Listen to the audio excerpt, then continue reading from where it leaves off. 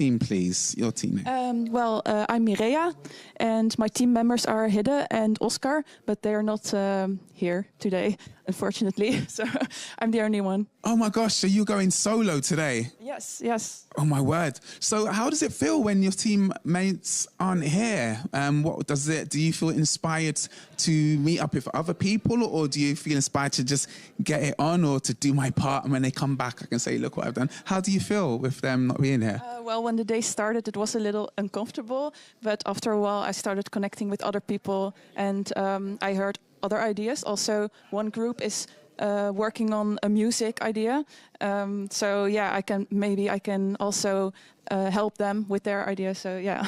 See, and that's the exact type of mind state we want for these, because we don't just want everyone saying, oh, we've got our ideas as ourselves. It's about what can other people offer you and what can you offer them. And that's exactly what you're discovering. Yes. Maybe we should split up teams more often, just bringing them by themselves so they've got no choice to talk to other people. No, that's just something I've thrown in there. Or is it? No. All right, no, that's really good. So tell us about your idea. What is your moonshot as your team? Our moonshot is called the infinite sphere, and the idea of it is to make a giant sphere when people can go inside, and on the inside it's mirrored, and it has to be as perfectly round and mirrored and smooth as possible. It's actually a science and an art project at the same time. We want to do all kinds of scientific and psychological tests with it and give people the experience of infinity and disorientation.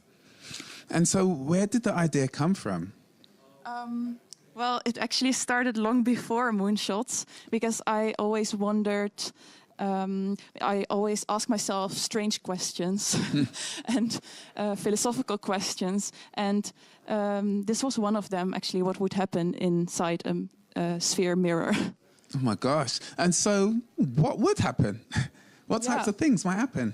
I think we have to build one to really know and really experience it, because there are some digital simulations of it. So what would you see?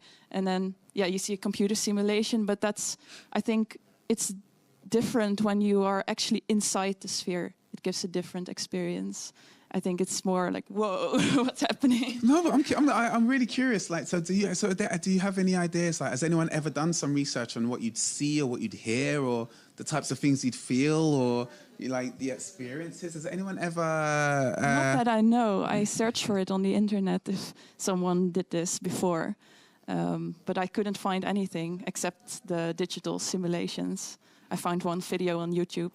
From a guy who made a simulation of a sphere mirror. But it's not the real experience. Oh my gosh. So what do you think we'd see? Like, if you put a light on, would it be everywhere at once, or would it kind of, like, what would happen? I think it depends on where you are in the sphere. So we also want to make sure that it's big enough to make 1 or 2 steps forward and backward.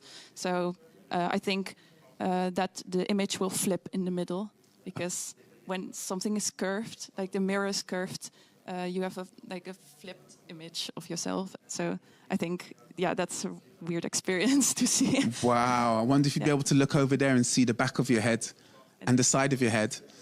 Then it flips around and Okay. And so, and is there any way that you could test any of these ideas yourselves in your group? Is there any plans to try and create or test anything to investigate some of these things yourselves?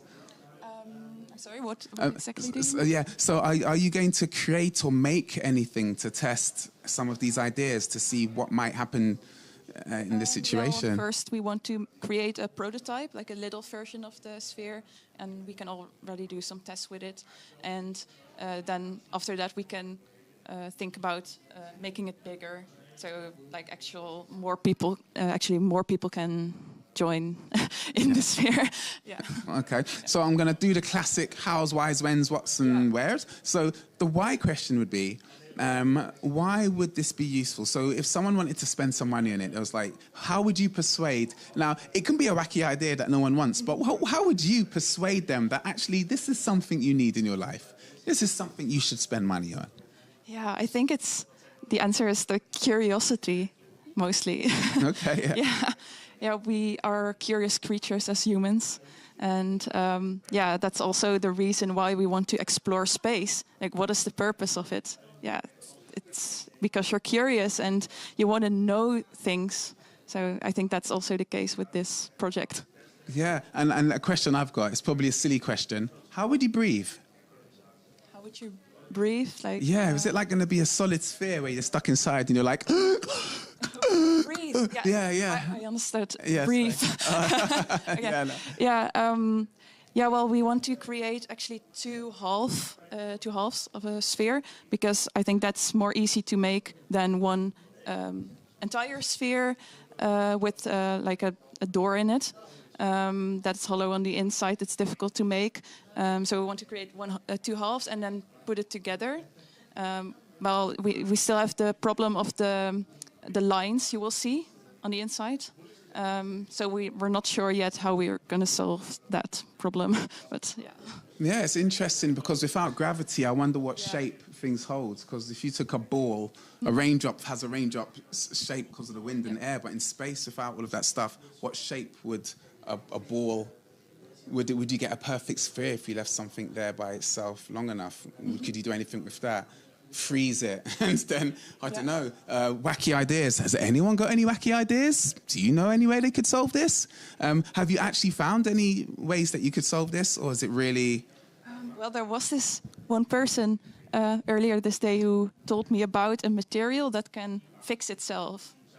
And okay. I've never heard of it before, so I'm curious. Do you remember who that person was? I don't know his name anymore, but I know his face.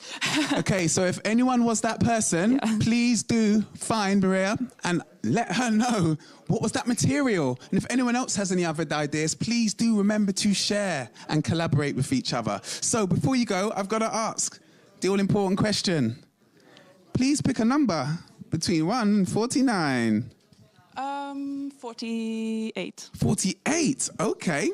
So we go to 48, and my last question for you would be this. How are you telling the world about your project? For example, is there any media, social media? Are you sharing your ideas with anyone beyond your team? Not yet, only my family, but I think if we're further in the process, I can share my ideas on Instagram. I'm very active on Instagram, so yeah. Okay, well, fantastic, and thank you. And I believe you yourself will also be performing for us later on today. Yes, that's a surprise. A surprise. Well, I won't say anything more, but thank you so much for joining us, and I wish you, as always, all the best with your project. Thank you. Cheers, thank you. Good luck with the rest of your interviews. Yeah, it's going great. We love it. So the deep dive is continuing. Thank you, and we've got some amazing ideas, some wacky ideas. Now, imagine all of these ideas